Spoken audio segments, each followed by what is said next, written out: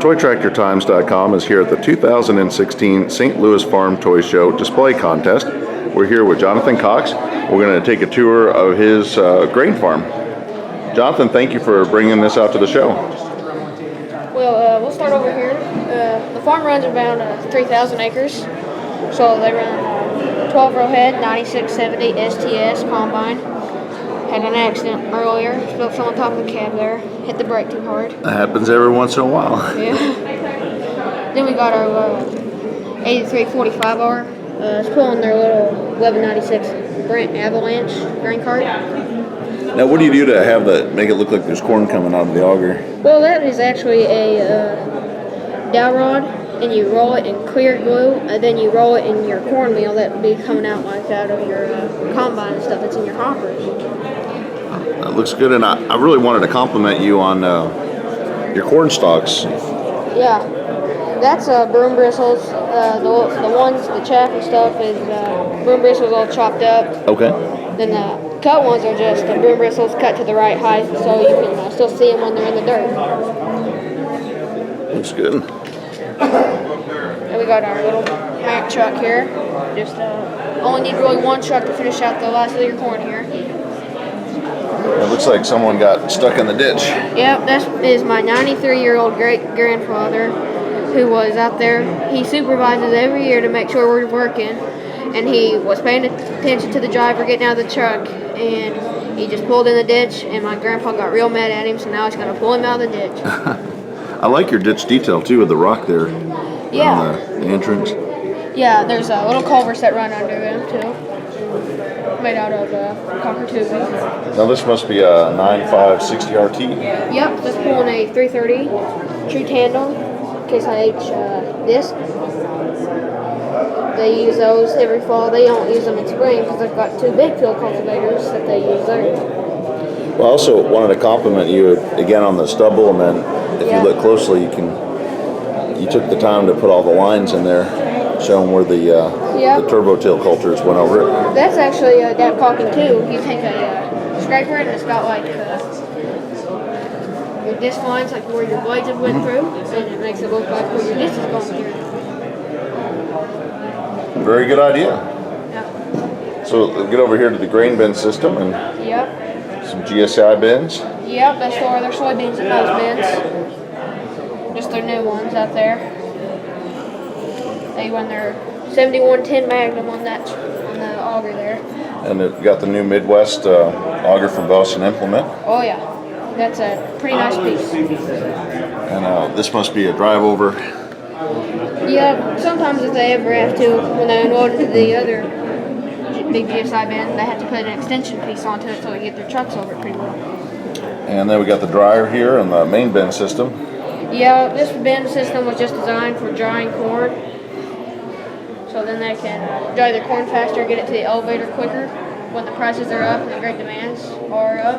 Then got the little Peterbilt coming in with its big Wilson hopper bottom there. That's a 379. It's got a cat motor in it. Very nice, and I got the farm sign out front. Yeah, that's just like the one that we have outside of our real farm, a big rock. So how many bushels is the big bin here? That's a 165,000 bushel bin. Okay. That'll hold some corn. Yeah, when you're expanding your operation, you have to have a lot of bins. Sure. And it looks like they're expanding right here. Oh yeah. Over here, they've got their new bin pad here. But they're going to put another, say, 165,000 bushel bin on. Then over here, they've got their guys working over here with their shovels and buckets, trying to get the gravel spread out around their bin pads and stuff, so they can go ahead and lay their concrete out. And I wanted to compliment you on your dirt piles here by the Bobcat. And again, it looks very realistic. Yeah, that's a dab caulking also. And you make big piles of it, then you take your dirt over it, something like you get it out of the field or something, spread over it to make it look like big dirt piles there. And then, now what, is this chemical storage over here? Or? Yep, this is their big fuel containment over here. These two are maroon colors because they're brand new and they haven't been painted yet. Had to replace the old ones because they wouldn't run. And all the bunkers are here and the tanks, except for those two right there, are scratch built by me. Very nice. And then it looks like fertilizer bunkers here. Yep, they got some mulch in there, some riprap, and some potash in there. Russian, it's real dark, so I call it Russian potash because it's real dark and stuff. It's the kind that we spread in the fall. And then which model 9Rs here on the That's a 9 accelerator? 60R, 9560. They use it to pull disc or cultivators in the spring, or they need it to. Always good to see some Kraus equipment out there. Yeah, brand new piece.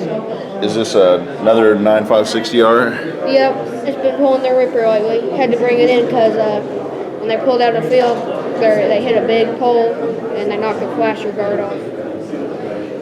So now they got to wait for the dealership to come up and fix it. Sure. And then another grain cart, another 8R. Yep, over by our LP tanks over here, we got a custom crew coming in with their Peterbilt trucks. We got a trucking company at home called Row Arts, and they haul a lot of LP for us. That's good.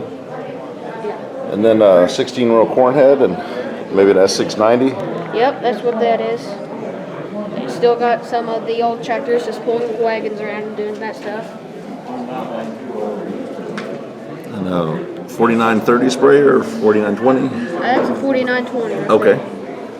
And 100-foot boom.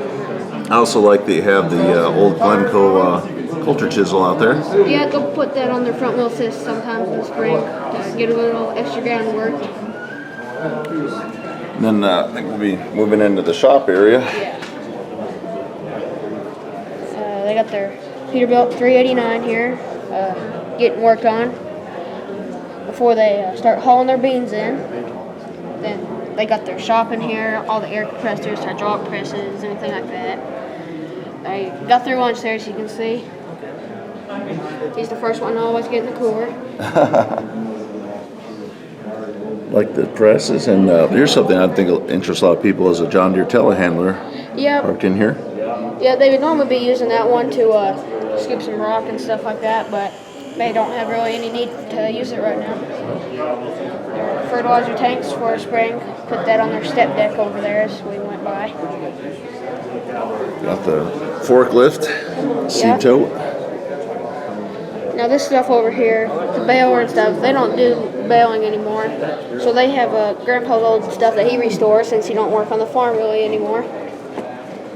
He likes to restore tractors. Got some Bex pallets in the back there, and some chemicals up here. We got a big DB90 plant, or DB120. Yeah. It's a 48 row. Yeah, the big 48 row. They just bought that one. It's brand new, so they just parked it back in the back of the shop. And here they got their Cardboard 200. Got their little harrow bar that they use in the spring to drag out their corn stalks and stuff. Their smaller 45-foot cultivator. That one has the harrows on the back of it just for, because that's one they use the most, so they put a harrow on that one. And then there's its bigger brother, 60-foot field cultivator that they use in the spring also to work grain with. Well, thank you very much for the tour of the display. Yep. And for bringing it out to the show. It's lots of great equipment and good looking fields. Thank you. Thank you very much. Well.